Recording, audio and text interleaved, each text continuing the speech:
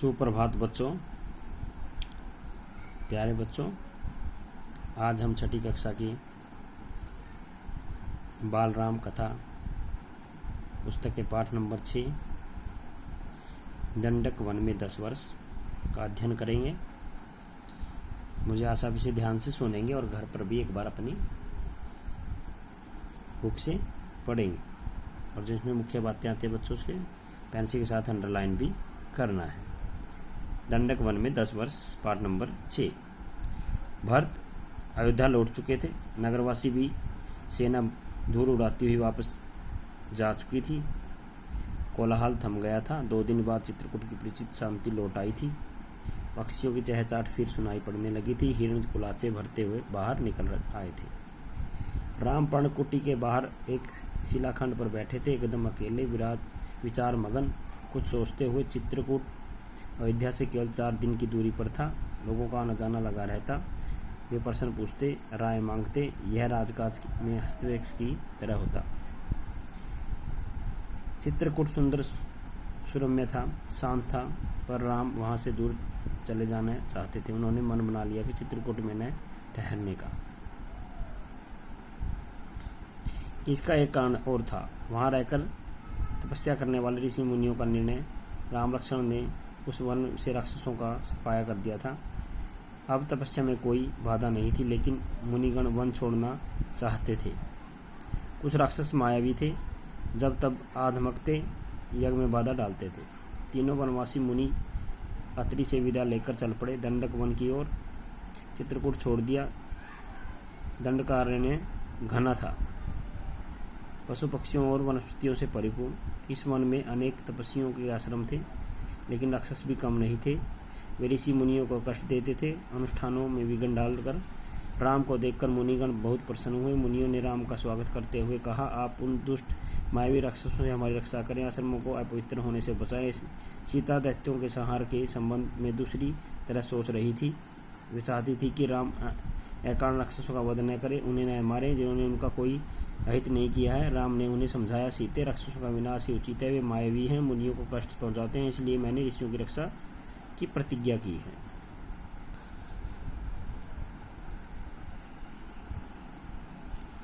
राम, लक्ष्मण और सीता दंडकारण्य में 10 वर्ष रहे। स्थान और आश्रम बदलते हुए वे अक्सर भंग मुनि के आश्रम पहुंचे।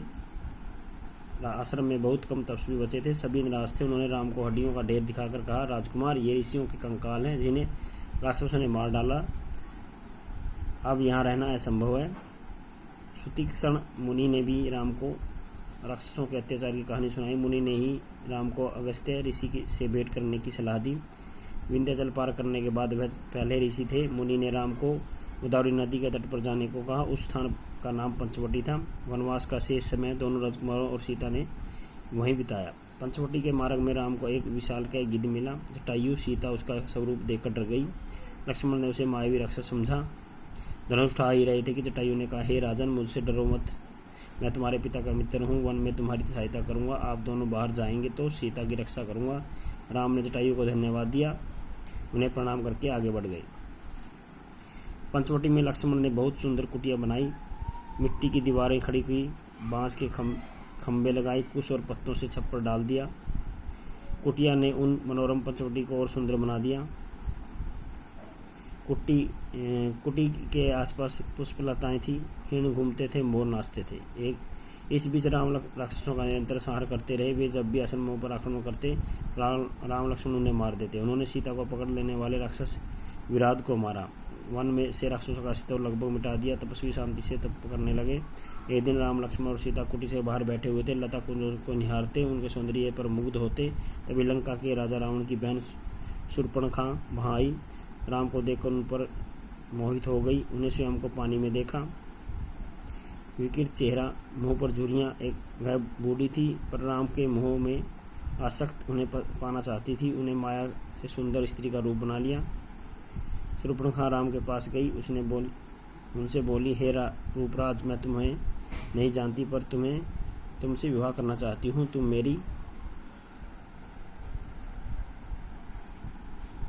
मेरी इच्छा पूरी करो। मुझे अपनी पत्नी स्वीकार करो। राम ने मुस्कुराकर लक्ष्मण की ओर देखा, अपना परिचय दिया। सीता को और संकेत करते हुए कहा, ये मेरी पत्नी है, मेरा विवाह हो चुका है। राम शूर्पणखा को पहचान गए थे, फिर भी उन्होंने उसका परिचय पूछा। शूर्पणखा झूठ नहीं बोला। शूर्पणखा ने झूठ नहीं बोला, सच सच बताया कि वह रावण और कुंभकर्ण की बहन और अविवाहित है। राम ने मना करने के बाद वह लक्ष्मण के पास गई। लक्ष्मण ने कहा, मेरे पास आने से तुम्हें कुछ नहीं मिलेगा। देवी, मैं तो राम का दास हूँ, मुझसे विवाह करने तुम दासी बन जाओगी। लक्ष्मण ने शूर्पणखा को पुनः राम के पास भेज दिया। दोनों भाइयों के लिए यह खेल हो गया। शूर्पणखा उनके बीच भागती रही। क्रोध में आकर उसने सीता पर झपटा मारा। सोचा कि राम इसी के कारण विवाह नहीं कर रहे हैं। लक्ष्मण तत्काल उठ खड़े हुए, तलवार खींची और उसके नाक कान काट दिए। खून से लथपथ शूर्पणखा वहाँ से रोती बिलखती भागी अपने भाई खर और दूषण के पास। वे उसके सौतेले भाई थे, उसी वन में रहते थे। खरदूषण। शूर्पणखा की दशा देखकर खरदूषण ने क्रोध की सीमा न रही। उन्होंने तत्काल 14 राक्षस भेजे। शूर्पणखा उनके साथ गई। राम जानते थे कि राक्षस बदला लेने अवश्य आएंगे। वे तैयार थे। सीता को उन्होंने सुरक्षित स्थान पर भेज दिया लक्ष्मण के साथ।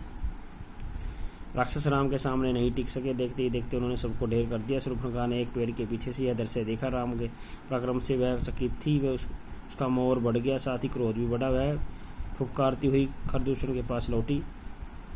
इस बार खरदूषण राक्षसों की पूरी सेना के साथ चले। खर ने देखा कि आसमान काला पड़ गया, घोड़े स्वयं धरती पर गिरकर मर गए, आकाश में गिद्ध मंडराने लगे। ये अमंगल के संकेत थे, पर वह रुका नहीं, आगे बढ़ गया। घमासान युद्ध हुआ। अंत में विजय राम की हुई।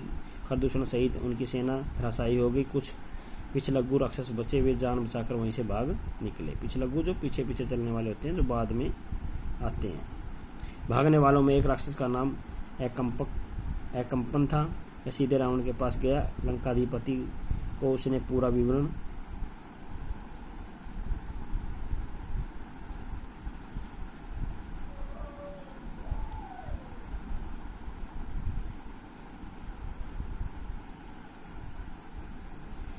मारिच से हुई, ताड़का के पुत्र से। ताड़का का वध रावण ने पहले ही कर दिया था। मारिच क्रोधित था, पर राम की शक्ति से परिचित था। उसने रावण को सीताहरण के लिए मना किया, समझाया, कहा ऐसा करना विनाश को आमंत्रण देना है। रावण ने मारिच की बात मान ली, चुपचाप लंका लौट गया। थोड़ी सी देर में शूर्पणखा लंका पहुंची, विलाप करती हुई चीखती चिल्लाती। रावण ने को पूरी घटना की जानकारी थी, लेकिन उसे शूर्पणखा को सुना। वह रावण को फटकार रही थी। उसे पहुंच को ललकारते हुए शूर्पणखा ने कहा, तेरे महाबली होने का क्या लाभ, तेरे रहते मेरी यह दुर्गति, तेरा बल किस दिन के लिए है, तू किसी को मुंह दिखाने लायक नहीं रह गया है। शूर्पणखा ने राम लक्ष्मण के बल की प्रशंसा की, सीता का अति सुंदर बताया, कहा कि उसे लंका के राजमहल में होना चाहिए। शूर्पणखा बोली, मैं सीता को तुम्हारे लिए लाना चाहती हूँ। मैंने उन्हें बताया है कि मैं रावण की बहन हूँ। क्रोध में लक्ष्मण ने मेरे नाक कान काट लिए। रावण फिर मारिच के पास गया। खरदूषण की मृत्यु से वह बहुत घबराया हुआ था। रावण ने मारिच से मदद मांगी। मारिच चाहता कि रावण सीताहरण का विचार छोड़ दे। इस बार रावण ने उसकी नहीं सुनी, उसे डांटा और आज्ञा दी, मेरी मदद करो। मारिच जानता था कि दोबारा रावण के सामने पड़ने पर वह मारा जाएगा। राम उसे नहीं छोड़ेंगे। रावण मारिच के मन की बात भांप गया। उसने क्रोध से भरकर कहा, वहाँ जाने पर हो सकता है राम तुम्हें मार दे, लेकिन न जाने पर मेरे हाथों तुम्हारी मृत्यु निश्चित है। विवश होकर मारिच ने रावण का आदेश मानना पड़ा। रथ पर बैठकर रावण और मारिच पंचवटी पहुंचे। कुटी के निकट आकर मायावी मारिच ने सोने के हिरण का रूप धारण कर लिया। कुटी के आसपास घूमने लगा। रावण एक पेड़ के पीछे छिपा था। उसने तपस्वी का वेश धारण कर लिया था। सीता उस हिरण पर मुग्ध हो गई। उन्होंने राम से उसे पकड़ने को कहा। राम को हिरण पर संदेह था। वन में सोने का हिरण। लक्ष्मण बड़े भाई की बात से सहमत थे, पर सीता के आग्रह के आगे उनकी एक न चली। सीता की प्रसन्नता के लिए राम हिरण के पीछे चले गए। उन्होंने सोचा, वन में इतने समय में के प्रवास के दौरान सीता ने कभी कुछ नहीं मांगा। उनकी यह इच्छा अवश्य पूरी करनी चाहिए। कुटी के निकलते समय राम ने लक्ष्मण को बुलाया, सीता की रक्षा करने का आदेश दिया। कहा, मेरे लौटने तक तुम उन्हें अकेला मत छोड़ना। लक्ष्मण ने सिर झुकाकर उनकी आज्ञा स्वीकार कर ली। सीता कुटी में थी। लक्ष्मण धनुष लेकर बाहर खड़े हो गए। तो प्यारे बच्चों, ये जो हमारा लेसन था ये अब समाप्त हो चुका है। मुझे आशा है आपने इसे ध्यान से सुना होगा और इसमें जो मुख्य बातें हैं उसे अंडरलाइन किया होगा। तो प्यारे बच्चों, आज के लिए इतना ही। आपका बहुत बहुत धन्यवाद। आपका दिन